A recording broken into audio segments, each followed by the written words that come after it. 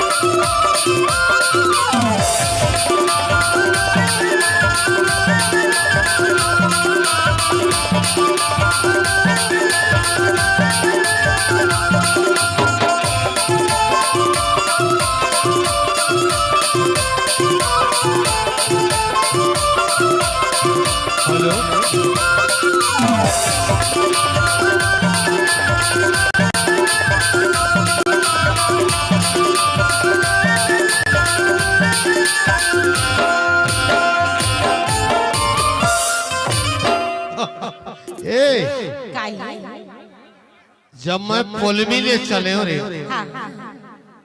घोड़ा घाटिया में उतरत रहो जी तो घोड़ा घाट में का देखो जी जाना था का देखेगा जेन जो हाईवा है बिलासपुर शहडो वही मले आवत रहो। अच्छा तो बहुत भारी घटिया है ऐसे ओ घटिया में पहुंचो तो भारी अचंभो देखो यार तका भारी अचंभो देखे गई था तो लो बताई देखो यार बता ना एक छोटा स्कुरिया हो वाला वहाँ बड़ी सुंदर सुना यार ऐ काची सुना जी काची सुना जेला मैं तमूरा धरा रहा हां वो अच्छी लगे बहुत सुंदर बजाओ यार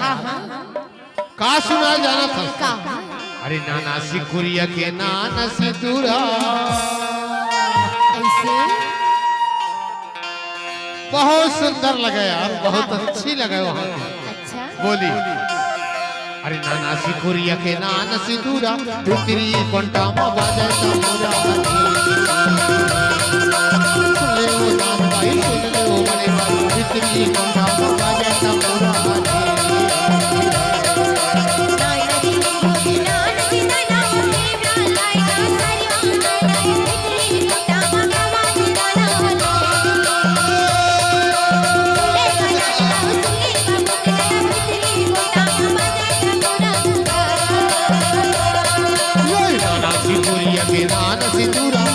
भीतरी कोंडा में बाजे तंबूरा जी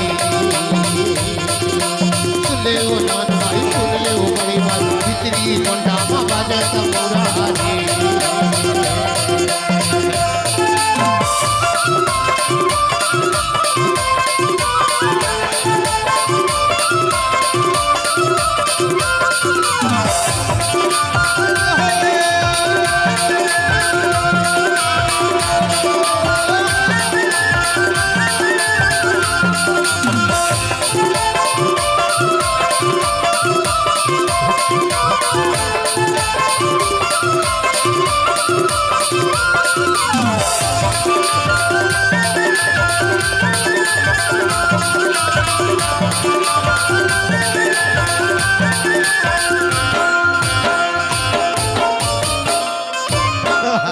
सुन तो काई बताना जब मैं समरू पारा में आ गया जी हाँ हाँ यहाँ के टूरल न देखो हाँ हाँ यहाँ के टूरल में बड़ी चमत्कार है यार ना कैसे नहीं रहे बड़ी मजेदार है यार और बड़ी दिलदार खाला है कैसे